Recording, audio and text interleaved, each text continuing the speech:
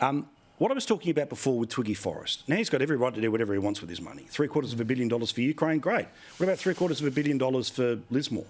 What about it for Forbes? I feel like, and again, I hate the idea of increased taxes, but I can feel when you've got this much of the country that has been blown away by natural disasters, there's going to be some sort of a flood levy. But where is the conversation between the governments of this country and the big industrialists of this country? Rather than to spend money buying 10% of AGL, why not spend the same amount of money trying to rebuild Forbes?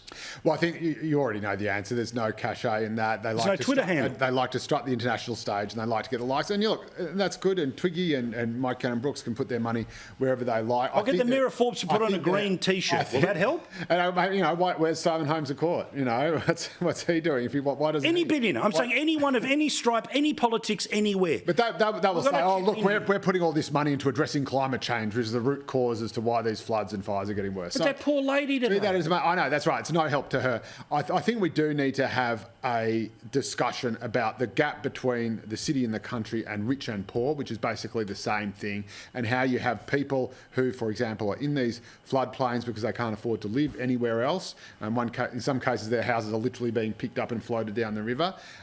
And the bloke in it joked that at least he only paid $10 for it. Now, they're living in these areas because it's the only place they can afford to live. And of course, they can't afford to pay the insurance premiums. And so I think any fair-minded government is going to have to look at some kind of system where rich people with more, it's the inclined taxation system. Let's have a Teal tax. We all believe in it. If you're in a Teal seat, let's do the Teal tax. Let's have a Teal tax where you tax the Teals, and I've been wargaming this. Let's do a Teal tax. I can't quite work it out. Get ready. But why not have a Teal tax where you tax people in Teal seats, and that goes to pay for climate repair and that ding, ding, ding. Repair. That's right, for people who are victims of the changing climate. Yeah. I mean, James, again, this is not going away. Like places like, and this is what, I get it. We all know how the news works, right? Like Echuca was the centre of everyone's attention a couple of weeks ago, and now people wouldn't even remember to think about it because look what's happening there.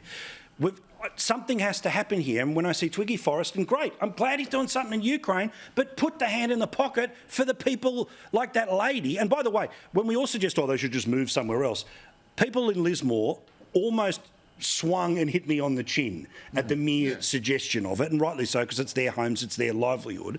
But James, how do we deal with this? Because I'm sorry, I'm not seeing the richest people in the country trying to say, hey, let's turn this into a green superpower city and we'll help you rebuild the main street. I think we've got to go back to the question of insurance. The insurers are going to walk away from these areas. They're walking around from all sorts of things at the moment. There's a great shake-up going on globally in insurance. Yeah. We've had the situation in far north Queensland for years. They couldn't get insurance, which is why the previous government had to step in and essentially underwrite the risk there.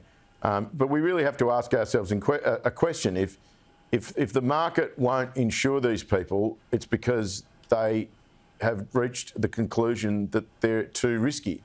And so is that something that the rest of us should be underwriting? I'm just asking. No. And look, this is the thing. If you're looking at it as a spreadsheet, there are all obvious answers. But when it's people, their homes, their lives, all the rest of it, it does start to change. And that's where the decision of government stepping in versus, but it's certainly at the very least, if you're one of these industrialists... But how many times do we have to but how many times are we going to have to redo this? That's the question. Rather than trying to win a boardroom fight, this is happening every couple of years. That's a lot of... Rebuild a town. Rebuild a town. Be part of that. I'm sure it's tax deductible somewhere. All right, lads, do appreciate it. But a Teal tax, I like the idea. Yeah, all right, thank you.